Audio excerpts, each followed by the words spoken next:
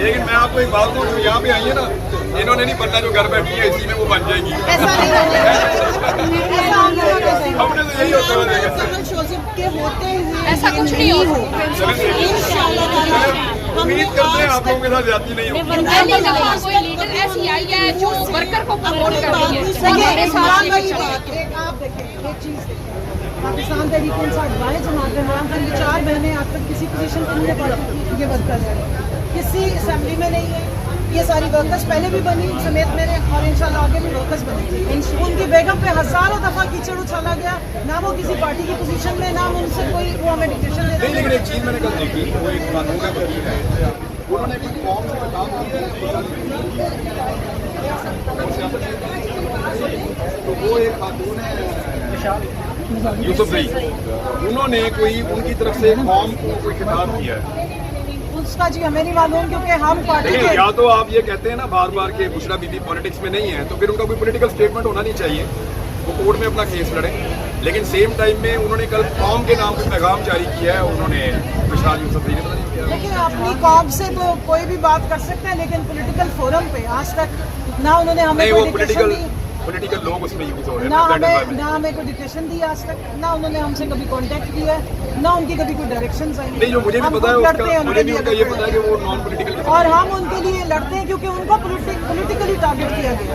خان صاحب کو ٹارگٹ کرنے کے لیے بشرا بی بی کو ٹارگٹ کیا گیا. عدت کیس میں سب خواتین جاتی ہیں اور کانوں سے دھوئیں. میں آپ کو ریکویسٹ کروں گی کہ اگلے کل جو ہیئرنگ ہے اس میں ضرور آئیں اور سنیں کہ پاکستان کی بہن بیٹیوں کے بارے میں کیا گفتگو ہو رہی ہے وہاں سے. میرے سے اتنا حوصلہ نہیں ہے جو چیزیں آپ کو ہم اس لیے وہاں جاتے ہیں کہ دیکھیں بشرا بی بی اکیلی خاتون نہیں ہے جن کو طلاق کے بعد جنہوں نے شادی کی ہے. اللہ کا جو آپ کی شریعت میں جس کی اجازت ہے، اللہ نے حکم دیا آپ کر سکتے ہیں. ہمارے ساتھ بہت ساری خواتین ہیں جو سنگل مدر ہیں. اب اگر وہ کہیں شادی کر لیں اور بہت ساری جوان بچی ہیں جن کی غلط شادی ہو جائے اور دوبارہ وہ شادی کرے، تو کیا 5 سال بعد اس کا جو سابقہ خاوند ہے وہ اٹھ کے اس پہ زنا کی تہمتیں لگائے گا اور 10 سال اس کو قید آپ دے دیں گے، جیلوں میں ڈال دیں گے.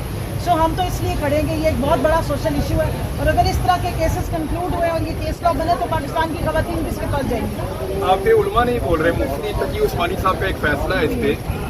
ویسے آپ لوگوں کو ان سے مطالبہ کرنا چاہیے.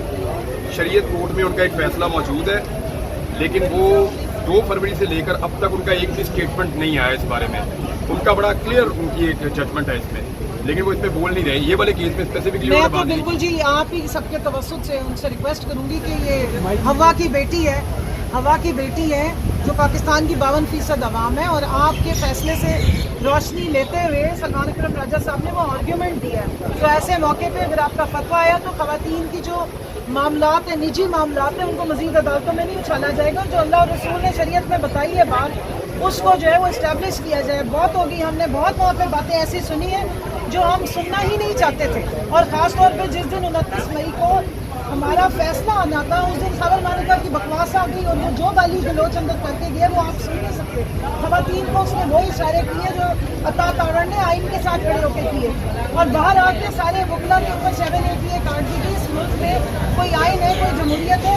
جس وقت CCTV فوٹیجز مانگی جائیں تو پھر وہ غائب ہو جاتی ہے، وہ پتہ نہیں کدھر چلی جاتی ہے. تو میری ریکویسٹ ہے علماء کرام سے کہ دیکھیں ہم آپ کی طرف دیکھ رہے ہیں. خواتین کی پاکستان میں جو آپ کی بہن بیٹیاں، ان کی عزتوں کی، ان کی شرف کی حفاظت کرنے کے لیے اللہ کی طرف سے آپ خود سے بھی سوال ہوگا، ہماری طرف سے بھی آپ سے سوال ہے کہ پلیز آپ اس معاملے میں اپنی بات کریں اور پوری عدالت کو ڈائریکشن دیں. اس پہ اسلام کی روشنی میں ڈائریکشن دیں جیسے آپ نے پہلے دی.